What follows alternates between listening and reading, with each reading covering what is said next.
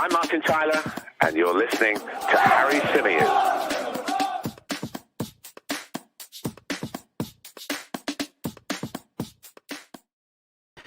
Hey everybody, how's it going? Welcome back along to the Chronicles of a Gooner, the Arsenal podcast, part of the 90 Min football family as ever. I'm your host, Harry Symeou, and on this edition of the show, we're going to be rounding up the latest Arsenal news. I say news, reports is probably a better word. Transfer silly season is fast approaching, as we've mentioned on a number of occasions on recent shows, and that means that stories are coming out left, right, and center. Journalists are being briefed by agents, by football clubs, by people who are stakeholders in some of these potential moves that we could see happening in the summer window. And that causes quite a bit of drama, doesn't it? And I think particularly from an Arsenal point of view, again, it's something I've said quite a bit over the last few weeks, but I really do feel like it's true, is that because we realized a good few weeks ago that the Premier League title was going away, that we weren't going to be able to get it, a lot of our attention now has turned to where we go next, what we do to try and close that gap on Manchester City next season. And obviously a big thing in that is transfer business. So I can understand why people have such an appetite for the transfer talk and transfer discussions, which is why, of course, we're going to spend probably the majority of our summer talking along those lines. But I have been thinking today about some alternative types of content that I can bring you over the course of the summer as well. I've got a few ideas, which I'll kind of just refine and share with you over the next few days. And you can let me know which ones you like, the thought of, the idea of, and we can try and put some of those shows together, of course. But what we're talking about today specifically, we're talking James Maddison. The man who's likely to go down with Leicester City is being linked with a move to Arsenal. We're going to discuss Gareth Southgate's England squad, in which 2 Arsenal players were included, but 1 was snubbed. We'll be talking Roberto De Zerbi and the hint he dropped over the futures of both Moises Caicedo and Alexis Allister. We'll also talk Pep Guardiola, who came out fighting with his comments with regards to the 115 Premier League charges hanging over Manchester City. And of course, as always, we'll head into the chat box a little bit later on and take some of your thoughts and questions from there. Let's say a few hellos to those of you in the live chat. We've got NSW, we've got VG, we've got Mario, who says, "Hi, Harry, hope you're well, mate. I've been away the last 2 weeks on holiday, and watching us play from abroad has been hard. Not going to lie, I'm ready for the live show. See you shortly." Thank you, mate. Just referring to the Maddison rumor, Archangel says, if this happens, it will make Dan Potts very, very happy. Yeah, I'm sure my good friend Dan Potts will be all over this. We know that he's a James Maddison fan. He's never made any secret of that. I'll share my opinion on the matter a little bit later on, and of course, gauge yours from the live chat. Name says, weirdly, if we were to get one Leicester City player, I would rather it be Barnes. His output for a young winger is crazy. He would be cheapish too. Move Trossard to a backup striker rather than a left winger. Interesting. Big hello to Zebic. Archangel says, if Leicester go down, it'll be like a feeding frenzy. Certainly feels that way. And that's why a lot of people are giving me stick over on 90 Min over the last sort of few months for, you know, wanting to call out Brendan Rodgers on the fact that Leicester are in the position that they're in. Because I think although it's not all his fault, you know, we often talk about a lack of investment of late when it comes to Leicester. He's played a massive part. And the fact that there probably will be, as Archangel very eloquently puts it, a feeding frenzy around their players in the summer also highlights, doesn't it, that actually the squad is far better than what they've produced this season, at least on paper. And so it kind of backs up my point that coaching was lacking, and other factors have contributed to their demise outside of just not going out and spending the money that maybe a lot of people felt they needed to. Big hello to Canterbury Guna. We've got Steve, we've got Nav, we've got Mafia Boss, we've got Mark with us, we've got Kuranki joining us from Ghana. Hope you're well, mate. We've got Wandering Minstrel, we've got Charlie who's in Malaysia, we've got Patrick, Sweet Munchkin, Therat is with us. Bill Johnson says, Dan Potts happy. How long will that last? I'm going to show that. Big hello to Henry, to Johal. as well. Joey Leo joins us from stateside. He says, cheers from stateside, Harry. I really think Partey will improve once Saliba returns. We need to build, not replace. Yeah, we were talking about that at length yesterday, weren't we? Thomas Partey, the situation that he finds himself in, and the stories linking him with a move away from the club. Would people back that or support that? Would people feel indifferent about it? We're trying to really understand how you guys were sort of feeling around that story yesterday, and it felt like, just sort of from looking at the chat box live at the time, there was a bit of a mixed bag. So yeah, that's a really interesting one. Big hello to Rob, big hello to Mohammed, and a big hello to Paul as well. But look, let's dive into the stories then. So James Maddison, what is the story here? What is the report? Well, as far as I can see, this is a report from the Mirror, which says that James Maddison is somebody that Arsenal have their eyes on. He is among their summer transfer targets. We also heard from a couple of others sort of over the past sort of 5-7 days about the fact that Arsenal, they want to add Declan Rice. We know that, but they also want to add creative support, I guess, to Martin Odegaard. And that's why the Mason Mount story has kind of picked up pace over the past few days, especially Mason Mount. I mean, I think he's okay, Mason Mount. Well, maybe we'll do this conversation a little bit later on Mason Mount. Maybe it's worth a segment as well. But I just want to quickly point out the fact that I read something today that made me spit my coffee out on the train. That poor bloke next to me must have been absolutely livid. But, you know, every now and again you read something stupid about football on Twitter or on the internet, and you just kind of brush it off and you laugh and you scroll past it. This genuinely made me spit out the coffee that I'd just taken a sip of, because apparently Chelsea value Mason Mount at £85 million. £85 million. The world has gone crazy. Mason Mount is worth £85 million. What on earth are we going to have to pay to get Declan Rice? That's an obscene amount of money. Yeah, he's 24 years old.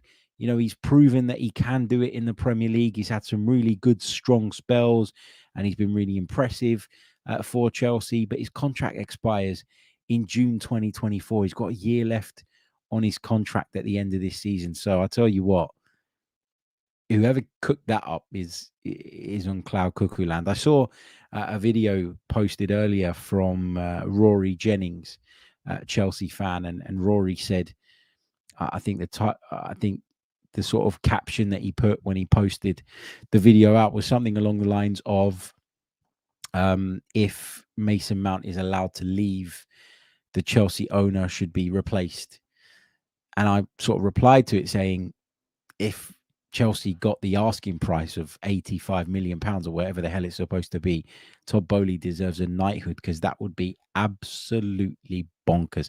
And I can just see from you guys' comments in the chat that you all agree with the fact that that is a crazy price. I know we were going to talk about James Maddison. We'll do that in a minute, I promise.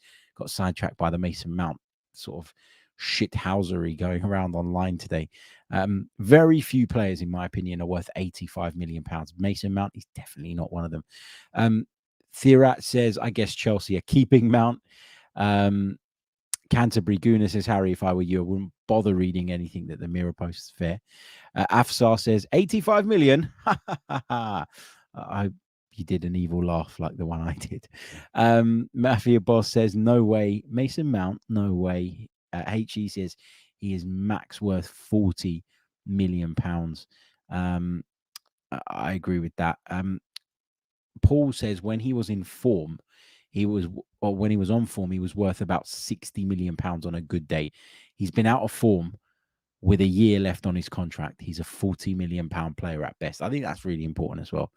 You know, we often talk about players and sort of the fact that if you don't see them as a part of your plan, you should probably look to try and cash in when the iron's hot. You should try and, you know, strike at that point. You should try and cash in your chips at that point, because the likelihood is that their value is only going to go down. And I keep using the Joe Willock example, but I think that's the best example of that, at least in Arsenal's case, over the last decade, if you ask me, where a player goes out on loan, shows what he can do. All of a sudden, he's the talk of the town. The valuation that Newcastle were willing to pay at that point was very, all right, maybe not crazy high, but it was certainly above what I thought anybody would be willing to pay for Joe Willock. And so even if you think there's a chance that he will make it at your football club, you have to weigh it up. What's the likelihood of him fulfilling that potential and being a key cog in your team versus the valuation that is on the table, the value of money that is being offered to take him away from you? And I think in Joe Willock's case, this was a player who stylistically probably didn't fit either. I didn't really see where he kind of fit into our midfield model at that point. It's evolved since then and changed, and maybe there'd be a place for him today. But at that point, it didn't work, and I can understand why Arsenal took the money and ran a mile. So, yeah, I get what Chelsea are doing. They're trying to set the bar high, and lots of people want to start from strong negotiating positions and prefer to start high and be brought down. But this is an obscene amount of money, and I would be livid if Arsenal went out and spent that on Mason Mount. I think he's a good footballer.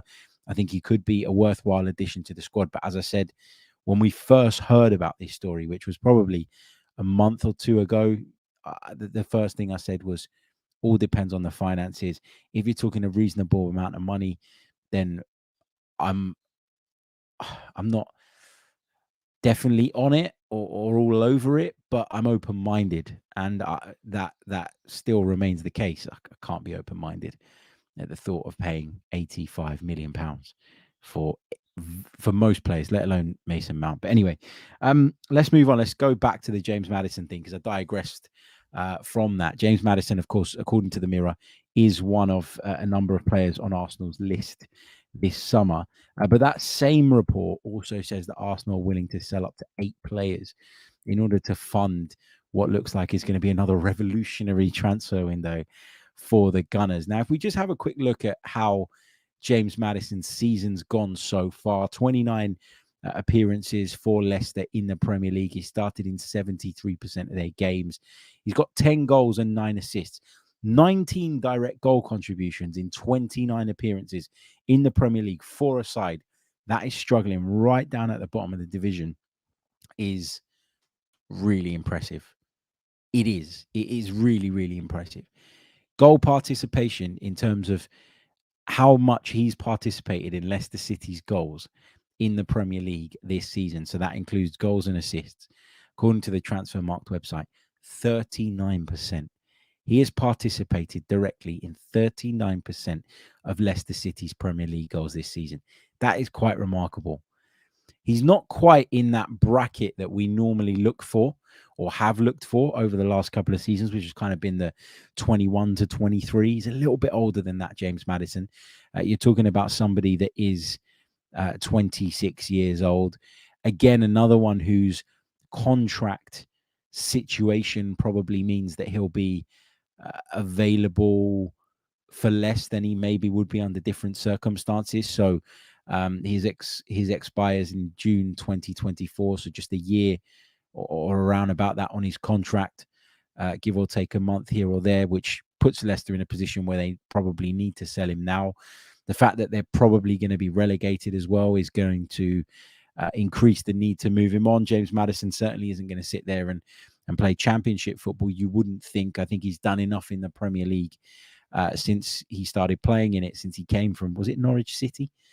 I think he's done enough to sort of not feel like he needs to be taking that step or should be taking that step. I mean, look at his overall Premier League record: 43 goals and 34 assists. So that's what, 77 direct goal contributions in 162 Premier League games. That is pretty good going for a midfield player. He's so important to this Leicester City side. A big part of them, of course, winning the FA Cup, which feels a million miles ago now, doesn't it, given where they are in this position. The stats look great. They really do. And if you look at it on the surface, I think I can understand why there are so many Arsenal fans out there that are desperate for him to come in and are desperate to add him to our sort of armory. Where am I on this? I'm not totally convinced. And, people are going to criticize me for that in the chat box. I'm sure people are going to say, what's the matter with this guy? Why aren't you convinced about James Maddison? He's been doing it for 2-3 seasons now in the Premier League to a really high standard, to a really high level. The stats tell you all you need to know in terms of his ability to contribute to games. I guess for me, there's a couple of factors. So, first of all, I'm always wary of the hype around James Maddison. Now, it's not his fault that he's an absolute lad, but he is an absolute lad, isn't he? He is somebody who I think sort of you instantly warm to. When he gives interviews, I think he's great value. When he speaks, people listen. I think there's a lot that you can kind of there's a lot that you see in James Maddison and you think he's a great character and he'd be a great fit for this team. And in some ways, he kind of reminds me a little bit of Aaron Ramsdale in that sense, in that he is, just really down to earth, really normal. And I know that they are human beings, but I think sometimes we think about what they earn on a weekly basis and we find it impossible to believe that these guys could be just normal people when you get the opportunity to speak to them. Injuries has been an issue, or injuries have been an issue for Maddison in the past. If you go back to what should we say? If you go back to the 2020-21 season, he was out 1, 2, 3, 4, 5, 6 times. 1, 2, 3, 4, 5. Yeah, 6 times. Hip injury, hamstring injury, knee injury 3 times, and a hip injury again a little bit later on in the season. One of those injuries kept him out for 50 days, 11 days, 6 days, 5 days. The hip injury right at the start of the campaign kept him out for 72 days. So the 2020-21 season was a horrible season for James Maddison in terms of injuries. Now, take it on to 21-22, his injury record was much better. Just 5 days he missed through a hip problem. But just kind of looking at it and looking at these injuries all listed, it makes me wonder if the hip thing is a thing. And it makes me wonder if the knee thing would be of concern as well, because I'm looking at it now on my screen and all I'm reading is knee, hip, knee, hamstring, hip, knee, hamstring, knee. So I am a little bit skeptical around that type of thing. We've done it in the past. We've brought players into the football club that we thought were going to have a big impact and could help us. And in the end, they've been ravaged by injury. Again, every signing, I always say to you guys, has a huge element of risk to it. But if you know that there is an issue with certain parts of his body, you know that he's not very robust, and you know that he's going to struggle to play at the level that you need him to as regularly as you'll probably need him to at a place like Arsenal, where the games are, of course, going to come thick and fast, then you can understand why people would have and may have reservations about that. I certainly do. Also, where does he fit? I know people will say he's a wonderful creative player, but where does he fit into the picture? Because what I will say is this: Mikel Arteta has been quite ruthless, I think, over the last couple of seasons. Probably will show us that again in the summer. I really do believe that. I think there will be players that maybe you or I 6 months ago couldn't see leaving, shoved out the door. I think there will be a situation where Arsenal will probably receive offers for players the likes of Kieran Tierney that maybe in terms of building the squad, you probably shouldn't allow to move on. But I think Arsenal will be ruthless in terms of selling as well as what they do in terms of trying to bring people in. So, I think we can acknowledge that that's the way it's been and the way it probably will be. But even still, do I think that Fabio Vieira is going to be given up on at this point, given what Arsenal paid for him? No. Do I think that Mikel Arteta would prioritise bringing in James Maddison over Emile Smith-Rowe's rehabilitation or reintegration back into the side? I'm not sure.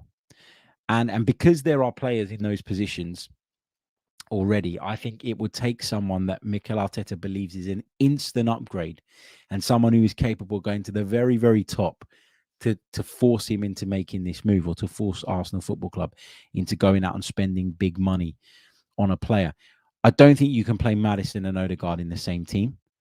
I've sort of rejected the idea of Emile Smith-Rowe being an 8 for those reasons, because I don't think he's got that defensive balance to his game. And I think one of the things that's worked really well in Arsenal's midfield this season has been the fact that we've kind of had one specialist deep / defensive midfielder, one who's kind of in between in Granit Xhaka, who does attack those half spaces when we go forward, but also drops that little bit deeper and can do that quite well.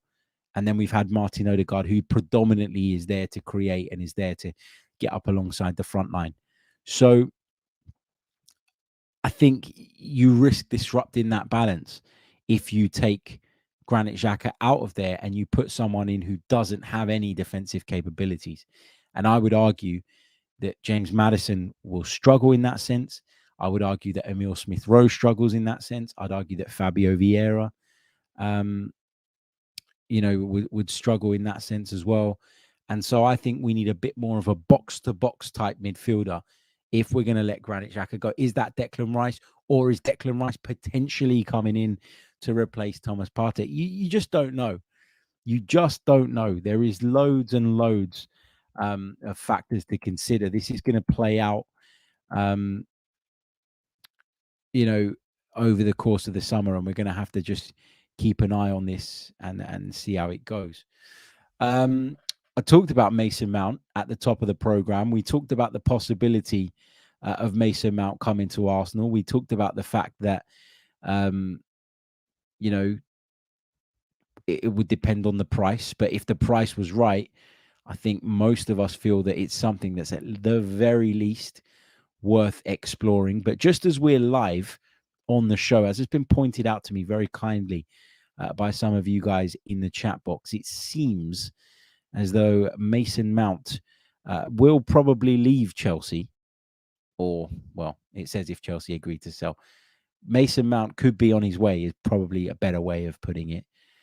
But it's not going to be to Arsenal by the looks of it. It's more likely to be to Manchester United, because David Ornstein just now at 7:20, 3 minutes ago, has put out this post. Mason Mount leaning towards joining Manchester United if Chelsea agree to sell. Talks expected between the clubs in due course.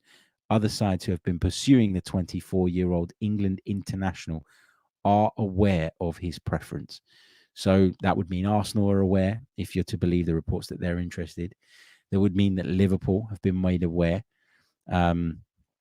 if those reports are to be believed. And well, look, on the plus side, it means there's now zero chance that we spend £85 million on him.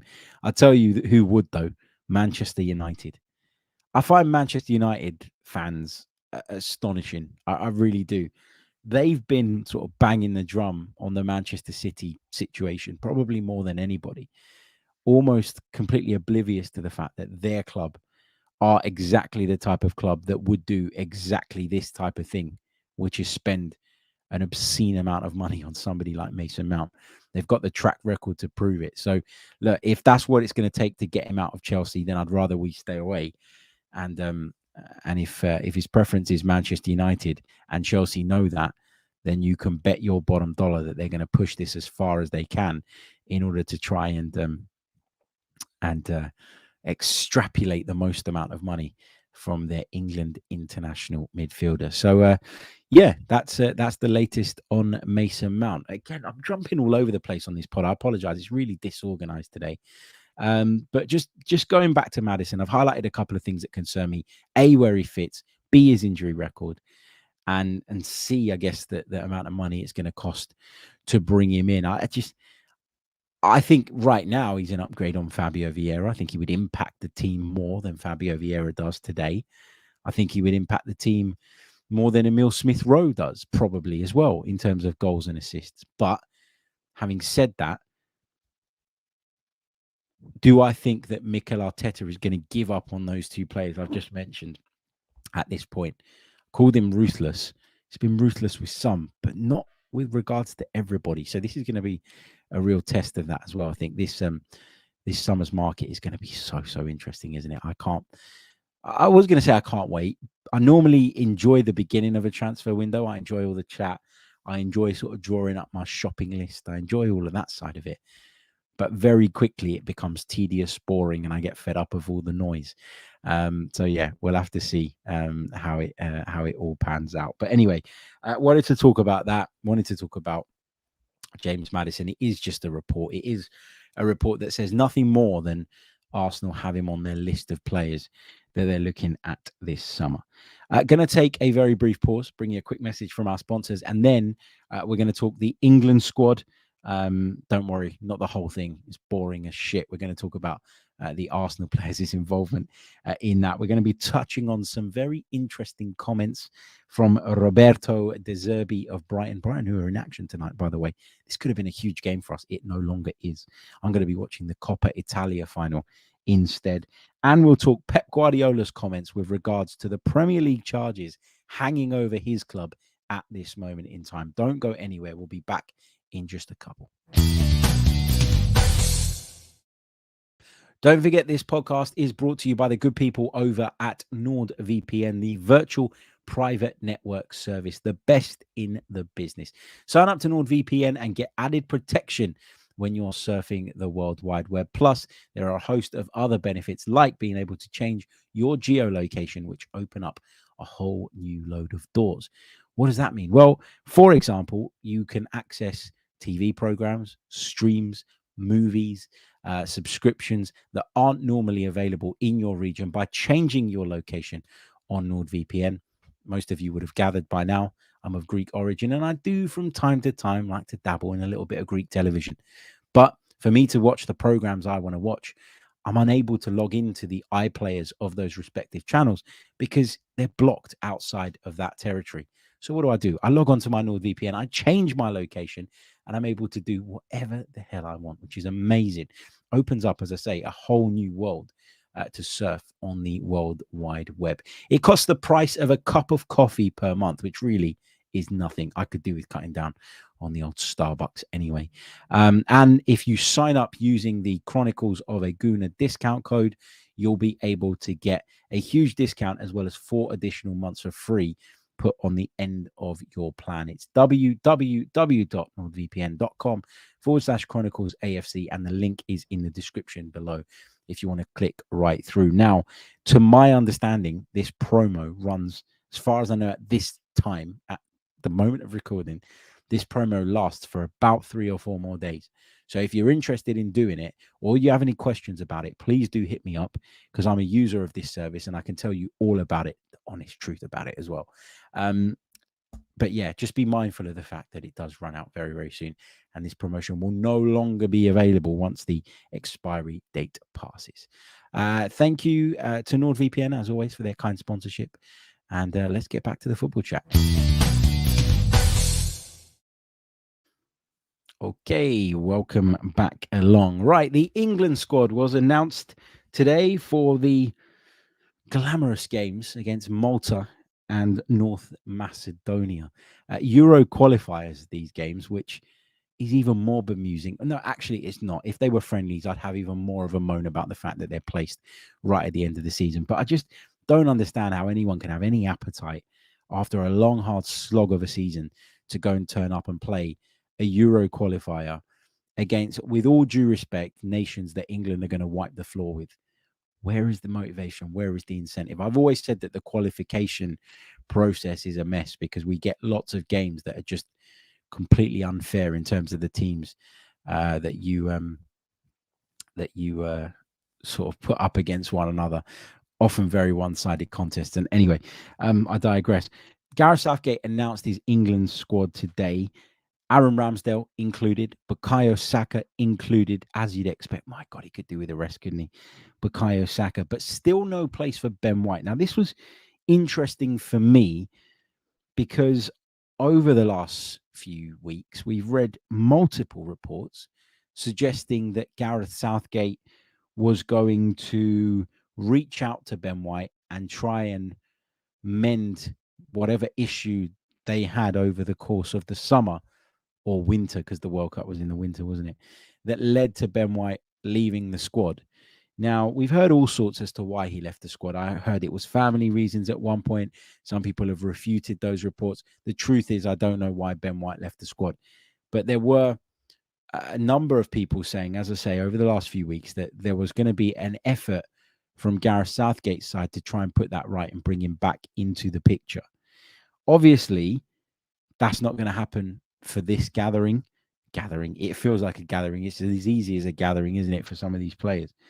But yeah, I'm not going to say I'm surprised by this, but I thought that given there was sort of reportedly this effort to try and fix things, you would, or you could maybe expect a surprise with regards to him. I don't know.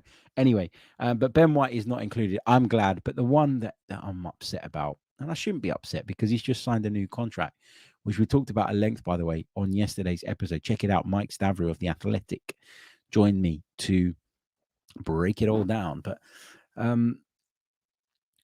yeah, it's this thing with Bukayo Saka for me. He's been battered. He's been bruised. He's been kicked off the park pretty much every week he's played. He's knackered. If he plays against Wolves, he'd have played in all 38 of our Premier League games this season, which is incredible. And that'll be for the second consecutive season. That guy needs a break. That guy needs a rest. And if I'm Gareth Southgate, I look at that situation, and I know he's got a job to do, and I know he's got football matches to win, but he wins those football matches even without him. I think he's got to look at that and say, come on. Give him a break, give him a rest. We'll reconvene at a later date with Bukayo Saka. We know he's going to be a part of the squad moving forward, but sometimes when it comes to these young players who are overpaid as well, probably, but overplayed for sure applies in the case of Bukayo Saka. Maybe Bukayo Saka has to say, I need a break, because he's looked dead on his feet, hasn't he? He really has over the last few weeks. I don't know. Look, I don't expect any professional footballer to turn down a call up from his country. So I'm not really placing the blame at Bukayo Saka's door. But I guess the part of me that wants to protect him as an Arsenal fan, and the part of me that's been saddened, I guess, by the way his form has kind of dropped towards the back end of the campaign. There's a part of me that doesn't want to see him run into the ground. And yeah, that's where I'm at. Oh, look, there's someone in the chat called King Hoddle. Imagine speaking of weak DNA when you're a Spurs fan. Get in the bin. Goodbye. Anyway, I don't know why I'm in a really childish mood tonight. I'm sorry. You probably gathered by my tone at times. I don't know what's gotten into me. I have one of those days. Anyway, so that was the bit on the England squad. Still no Ben White in the picture, but Saka and Ramsdale are included. Wanted to talk also about some comments that Roberto De Zerbi made earlier this week when speaking ahead of the game against Manchester City, which takes place tonight at the time of recording. Roberto De Zerbi refused to guarantee that Moises Caicedo and Alexis McAllister would be Brighton players next season. Normally, you want to see, or you expect to see, the manager stand firm on this type of thing. And given Brighton's history, particularly in recent times, of saying, no, we're not going to be bullied by the big bad Wolves of the Premier League, and we're going to hold on to our players and stick to our guns, I figured that the tone coming out of the club around the futures of these two guys might be a little bit different. I wonder if that's Roberto De Zerbi going rogue. And I wonder if those comments went down well with his chairman. But this is what he had to say. He said it can be their last game, but I don't know. And he meant at the Amex in front of the Brighton supporters. He said they can have the possibility to change clubs because they deserve to play in another level. Now we can offer them the possibility to play in Europe because our level is bigger now. We can offer them one possibility more. So referencing the fact that because Brighton have qualified for European competition for, I believe, the first time in their history, that's a big weapon for them. That's a big tick in the sort of conversations of trying to keep key players there and sort of players, often players go, well, I want to go and play in Europe. I want to go and play in the Champions League. I want to go and play in the Europa League. I feel like my level is higher than this. But what Brighton have achieved this season means that they do have a bit of a bargaining chip around this. So, fair play to them for having a wonderful season. And I'd quite like Moises Caicedo at the Arsenal. So I'm hoping they let him go. Alexis McAllister, I don't really care, to be honest with you. But what you can guarantee with Brighton is that if they do decide to let these players go, whoever takes them is going to have to pay one hefty price. This is not going to be a situation where big club bullies little club, gets what they want, and runs off with a massive grin on their face. You feel like Brighton are in a position financially to resist that, but also given that they're going to be in Europe, they'll feel like the backdrop of that in terms of the finances that come with that strengthen their position even further. Now, I guess the counterpoint and counter argument to that would be, well, if you're in Europe, you need a bigger squad. Therefore, they'll probably have to invest a bit more money themselves.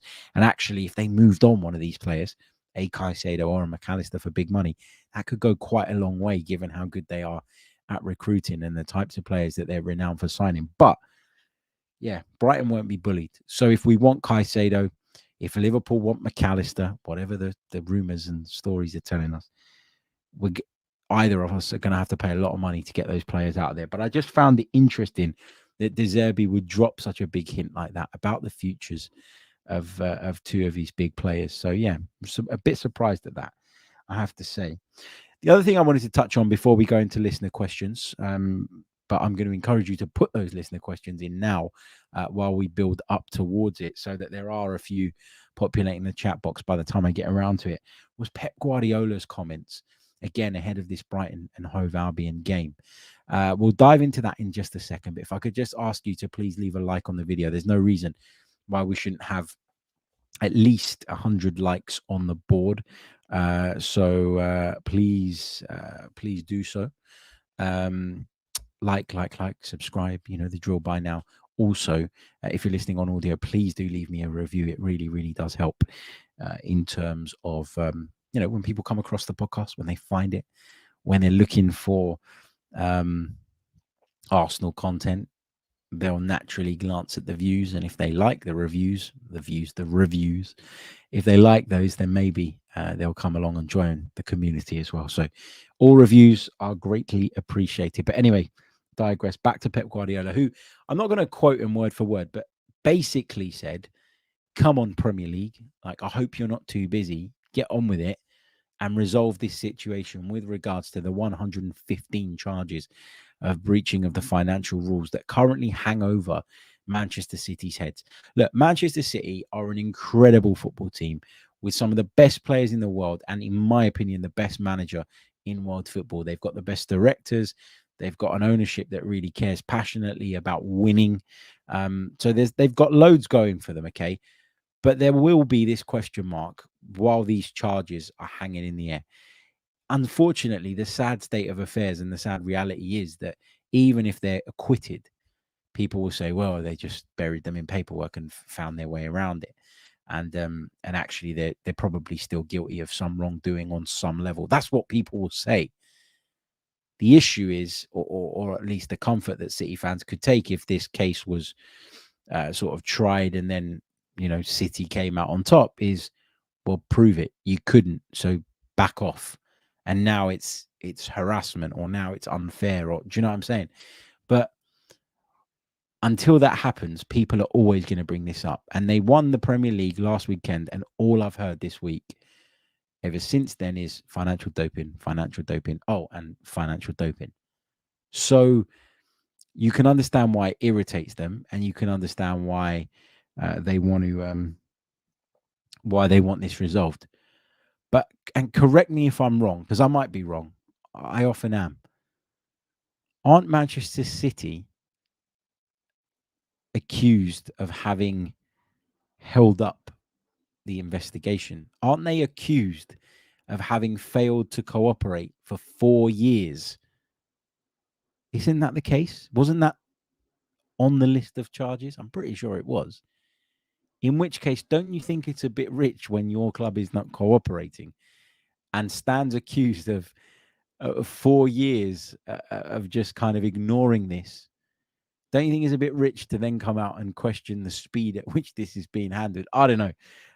Those in glass houses shouldn't throw stones, I guess. But again, I've said it before. I'll say it again. I can't tell you that Manchester City are guilty, nor can I tell you that they're innocent. That's for the independent panel to decide. What I've said repeatedly, though, is that this needs to be resolved sooner rather than later to protect the integrity of the Premier League, the competition, and to prevent it doing severe long-term damage to the Premier League brand. So yeah, I just found it hilarious to see sort of Pep really animated about that, as if he'd forgotten that, you know, one of the things they stand accused of is not having cooperated with the investigation for the best part of 4 years, which is mad when you think about it. But anyway, question time. Let's do it. Let's get some of your questions from the live chat. Keep them coming. I'll pick up as many as I possibly can between now and the end of the show. Anybody feel like hay fever's kicking in? I'm starting to feel it over the last week or so. I've started on the old tablets because my nose itches when I talk, which isn't ideal. Probably sitting there thinking, why does he keep scratching his nose? Just a quick reminder again, look, leave a like on the video if you're watching us and you haven't done so already. We're about 20 away from that target of 100, so please do help us out there. But anyway, let's take some of these questions then. Let's go over to the chat box. M says, Harry, would you take a punt at Kulusevski? Apparently Spurs might not be able to sign him for permanent due to no Champions League football. Would be a great right-wing alternative. And he's a massive gooner. Is he? I didn't know that. I said this yesterday because me and Mike were posed with this question on the podcast that we did together last night. Am I massively keen on Dejan Kulusevski? I certainly appreciate him as a footballer, and I did before he went to Spurs, and then obviously it became impossible to once he joined them. But I think that Dejan Kulusevski is a player that plays well in spells. He has spurts.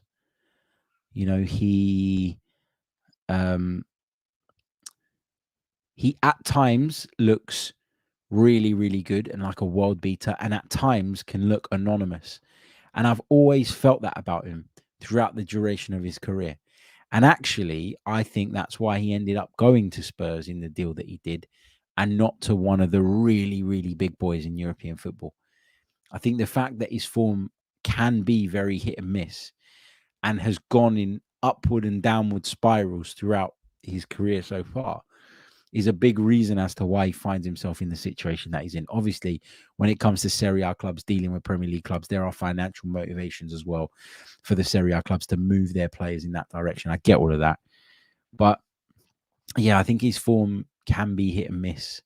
So on that premise, on that basis, would I take a punt on Kulusevski? Probably not, is my answer to that.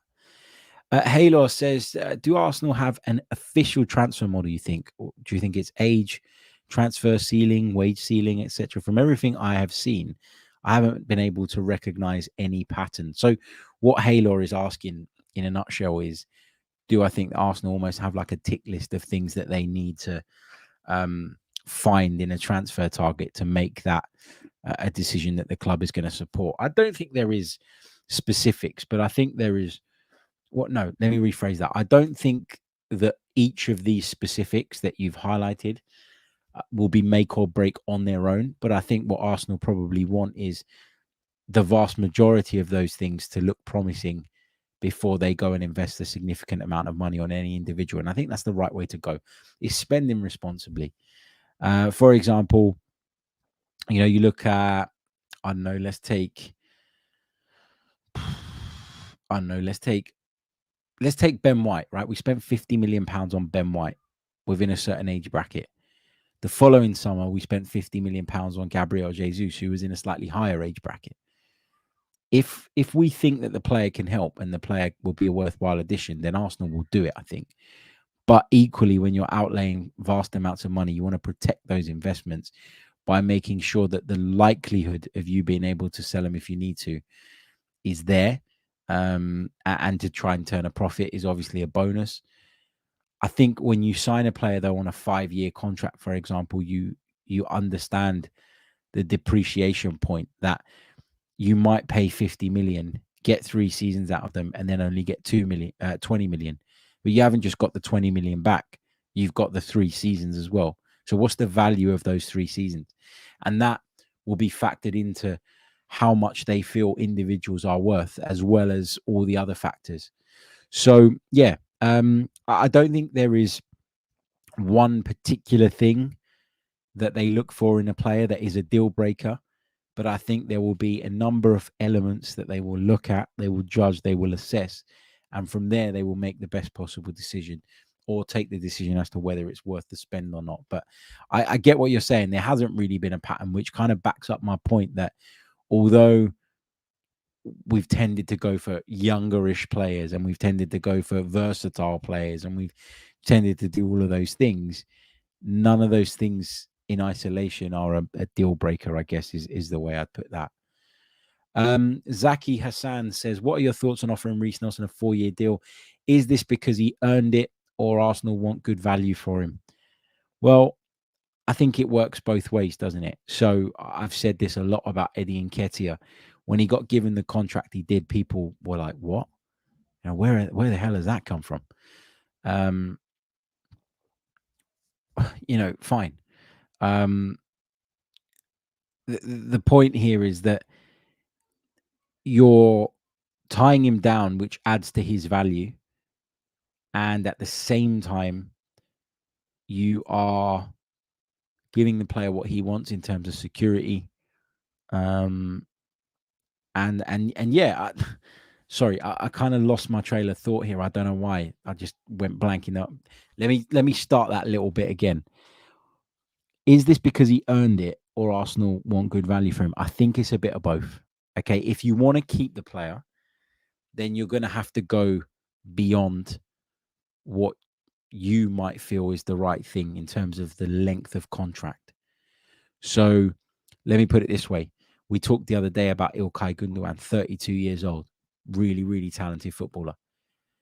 If he's got a 1-year contract offer on the table at Manchester City, and he doesn't want it because he doesn't feel it's long enough, and you want to sign him, you probably have to give him 3 years, which to us might sound crazy to give a 32-year-old 3 years.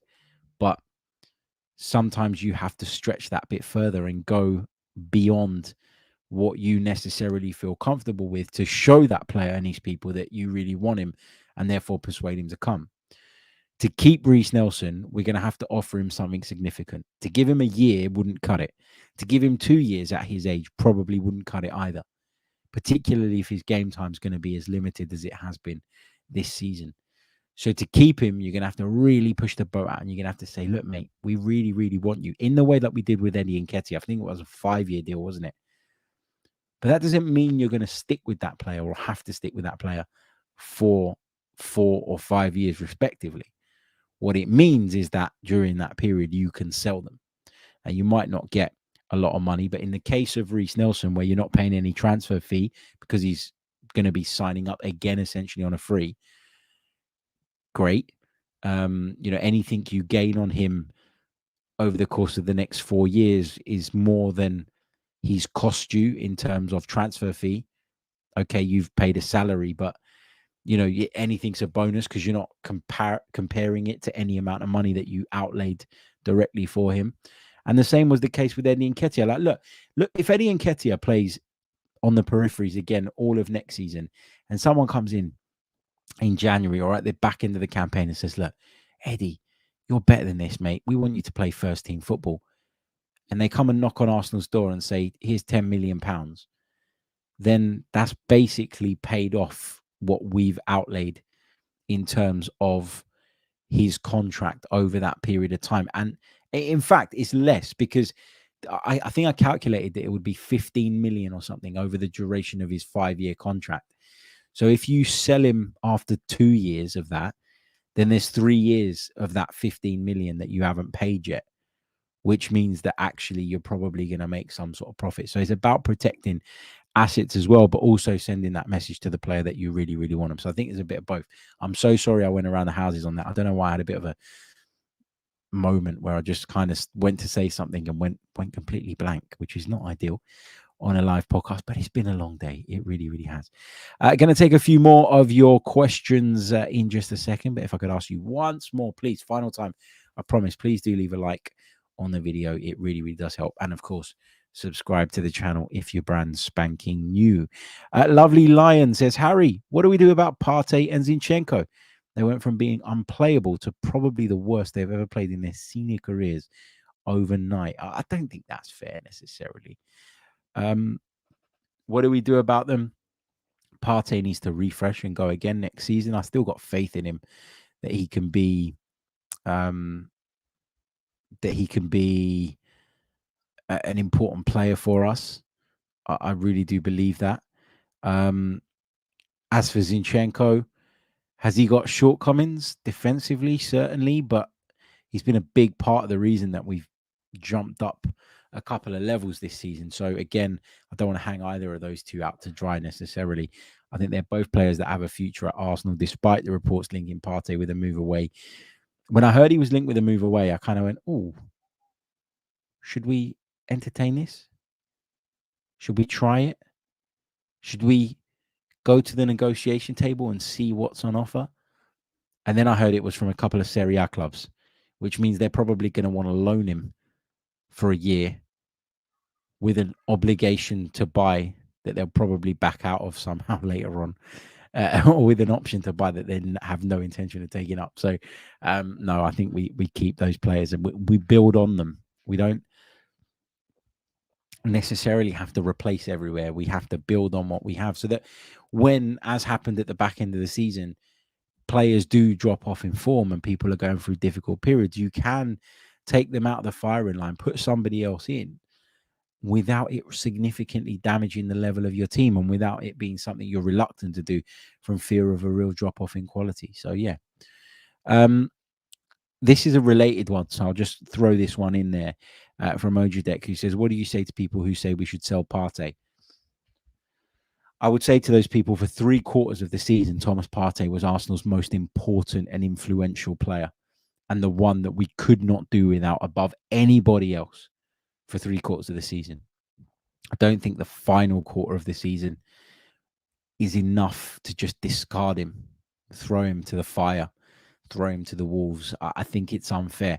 You can be disappointed with the way his season ended or fizzled out, however you want to put it, whilst appreciating what he's done as well. So I think those two opinions can coexist. Not everything is so binary. I think in that case, that's certainly the truth there. Mark Bevan says, would you take 20 million for Jesus now? No, why would you? Again, another player who's been majorly influential in Arsenal's level, dramatically increasing. Why would anybody want to push Gabriel Jesus aside? If you say that you want to bring in another profile of striker, you want to have a better support network for him, then fine. You know, I haven't got a problem with that. I haven't got a problem with that at all. But to suggest that he's worth just 20 million a year on from paying 50 million for him and then watching him literally transform our attack, literally bring the best out of Bukayo Saka, who's having his greatest scoring season ever, literally getting the best out of Martinelli, who's having an amazing season, literally bringing the best out of Martin Odegaard, who, if he scores at the weekend, will have scored the most goals of any Premier League midfielder in a campaign, excluding penalty kicks. A lot of that is down to those individuals that I've just mentioned, but an awful lot of that is to the facilitation brought by Gabriel Jesus and the way he allows them to play their game to a totally different level. And he's just given us a completely different dynamic. 20 million is chump change when you're talking about a player of that quality, and I would not entertain that for a second. If someone came to me, if I was in charge of Arsenal, if I was a sporting director and someone came to me with a £20 million offer, I would laugh. I would literally laugh in their face. Michael says, how many signings should we realistically expect this summer, Harry? I think we can definitely expect 3. And then hopefully they'll be of the highest caliber. That's what you want, right? That's what you want to see. And I think there probably will be a 4th and maybe even a 5th. But I think a lot of that will be down to what we can do in terms of moving people on as well. And I think we need to do that. Now, once the season ends, I've got a few bits of content coming your way where we'll be sort of wrapping up the season. We'll obviously keep you across the transfer news as well, as and when it breaks and as and when it drops. But I feel like once the Wolves game's out of the way, we can really look back on this season and really judge it. And what I want to do is do a kind of season review in maybe 2 or 3 parts where we break down what went well, what went wrong, and what the learns are moving forward, and where we still need to improve going into the new season. So those are going to be coming. So keep your eyes peeled on those. But I'm also going to do a piece where I go through the squads and we do a kind of keep, get rid of, open to selling if the right money comes across the table, all of that stuff. And we'll do all of that and we'll break it down and we'll go through individuals. But in answer to your original question, I think definitely 3. But I think if we manage to move people on and raise quite a bit of money, then you could see as many as 4 or 5 first team squad players coming in the door to help us in our quest to maintain the level and the standard that we set this season, hopefully go one further, but also compete in the Champions League as well. And of course, Mikel Arteta will want to fight in the domestic cups as well. I don't think he's ever felt he's had the squad really to do that. Since winning that FA Cup in his first, half a season in charge, not even that. But yeah, I think a lot of that will be dependent on outgoings too. Canterbury Gooner says, Harry, do you think Arteta's stock will be rising in Europe even if we don't win the Premier League next year? Absolutely. 100%. Because a lot of people from the outside watching in feel for Arsenal. And I know this because I speak to a lot of people that work in the sort of football media world, a lot of whom are not based here in the UK. And a lot of them were saying to me, even when Arsenal were sitting pretty at the top of the Premier League, how can you compete with that Man City side? You know, how can any of Europe compete with them? It's an absolute, you know, they're an absolute monster. And, you know, I wouldn't be surprised if Arsenal fell off. I wouldn't be surprised if Arsenal, you know, struggle at the final hurdle or fall at the final hurdle. Mikel Arteta, the work he's done has not gone unnoticed on the continent. Mark my words. People are looking at him and they're thinking this guy has turned a sinking ship into a club thriving. He's turned the club completely around, taking a bit of time, taking a bit of investment, taking some trust from the ownership, of course, but he's done an excellent job. And so, yeah, his stock is rising. I can assure you of that. Just quickly, I'll take this one from Damien, referring to my point about definitely bringing in 3 players. He says, you said definitely 3, but how much do you think we need? Well, this is the thing, Damien. Mikel's not a manager that wants to go out and buy quantity over quality. He'd rather, I'm sure, go and get 3 top players. But if you're talking about the players that we're talking about this summer, you're talking a shit ton of money. So you can say Arsenal have a £200 million budget this summer, but you can say that they only have the ability to bring in 3 players with that. When you think of the prices that we're likely to be asked for, look, Declan Rice, you're talking about £100 million. We heard that Arsenal were preparing an offer of around about £92 million. Okay, let's round it up to 95. £95 million. Moises Caicedo, how much is he going to cost if we got him as well? 60, 65 at best, 70 probably. All of a sudden you're at £170 million. So, you know, that money can burn very, very quickly is the point I'm making. And that's why I don't think you're going to see any more than 3, because I think we'll want quantity over quality. What I should have said was I don't think you're going to see any more than 3 unless we sell as well and generate more funds that way. But yeah, that's where I'm at on that. Look, guys, we've been going for the best part of an hour. I am going to leave it there. I am absolutely shattered. Thank you, though, as always, for joining in. It is very, very much appreciated. We managed to hit the 100 likes target as well, which is great. Don't forget to subscribe to the channel if you haven't done so already. We'll be alongside you all summer, keeping you across all the latest transfer stories, rumours.